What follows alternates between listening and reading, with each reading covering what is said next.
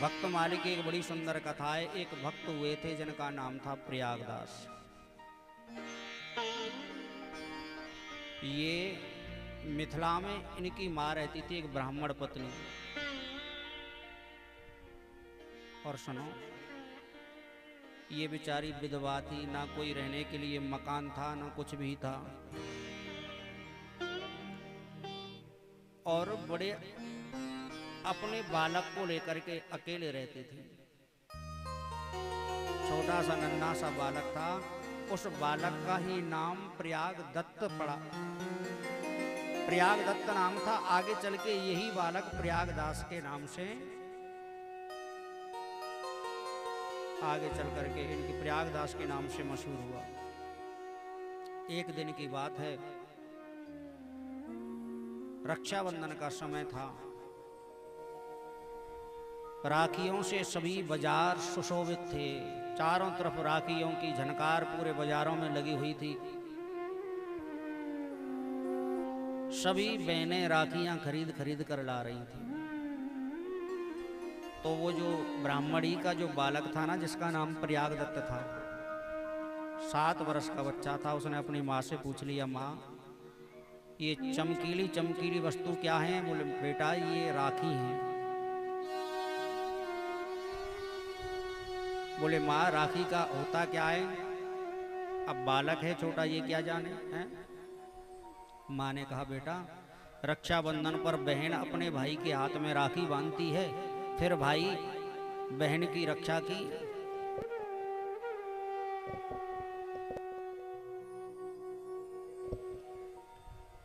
फिर भाई बहन को वचन देता है रक्षा का। प्रयागदत्त बोला, माँ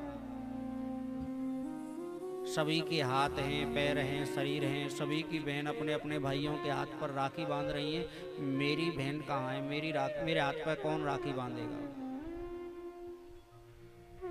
ब्राह्मणी ने समझाया, बोले बेटा तेरी बहन नहीं है। अब बालक है, वो बेचारा क्या जाने। बोले मैया जब सबकी बहन है तो मेरी बहन क्यों नहीं है? और अगर मेरी बहन है तो कहाँ है, मुझे बताओ ना। अब उस ब्राह्मणी ने तो बेचारी ने मन रखने के लिए कहा था।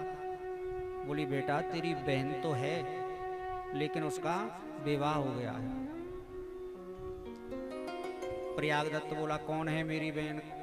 किसके साथ विवाह हुआ है? कहाँ रहती है? बोले तेरी बहन का नाम है सीता। जनकपुर वालों की, मिथिला नगरी वालों की तो सभी की बहन और बेटी ही लगती थी।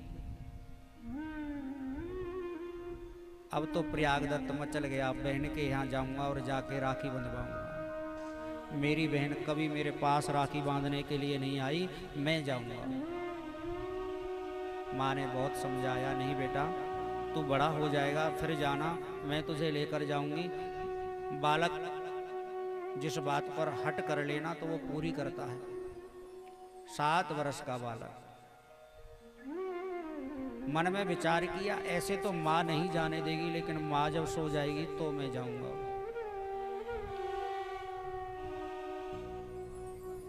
रात्रि में जैसे ही माँ सोई तो प्रयागदत्त सोती हुई माँ को छोड़कर बहन से मिलने के लिए चल दिया। ना कोई रास्ता पता, केवल इतना पता है कि मेरी बहन अयोध्या में ब्याही है।